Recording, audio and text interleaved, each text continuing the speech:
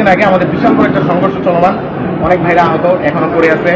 ঠিক আছে, এই সংঘর্ষটাকে কিভাবে বন্ধ করা যায়? আমি এটাকে কোনো শেষ হয়ে গেছে বলি না, এটা এখনো চলমান, কারণ কারো না কারো উস্কানি দিয়ে আবার স্টার্ট হইতেই পারে।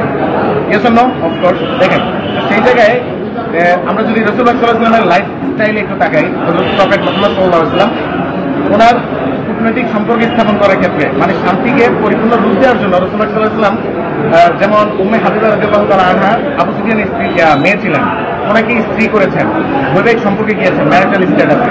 তো সেই রকম একটা জিনিস যদি আমরা এখানে অ্যাপ্লাই করি হলি প্রফেট সাল্লাল্লাহু আলাইহি ওয়াসাল্লামের লাইফস্টাইল থেকে, দেখেন জুবলাবাসীতে অনেক যোগ্য পাত্রী আছে, আবার অনেক পাত্র আছে, আবার আমাদের ক্যাম্পাসে অনেক যোগ্য পাত্র এবং পাত্রী আছে। আমরা সিডি নিব, একটা অ্যাপস বানাবো, সেই অ্যাপসের মাধ্যমে আমি যদি ডিপি হই, সেই অ্যাপসের মাধ্যমে 1000-2000 ভাই বোনদেরকে জুবলাবাসীদের সাথে কানেক্ট করার চেষ্টা করবো। এটা একটা ম্যারিটাল স্ট্যাটাস, তারা আমাদের নেইবারের পাশাপাশি, আমাদের প্রতিবেশীর পাশাপাশি তারা আমাদের শ্বশুর বাড়ি হয়ে যাবে।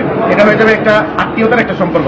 তখন কোনোদিন কখনো এই টাইপের মানে মারামারি ঝগড়াঝাটিতে আর করবেন, আপনি আপনার শ্বশুর বাড়ি গিয়ে কোনোদিন ঝগড়া করবেন, এটা হচ্ছে বিবাহিক সম্পর্কের মাধ্যমে। ধন্যবাদ। এই দুইটা কাজ আমি একদম স্ট্রংলি করার চেষ্টা করবো।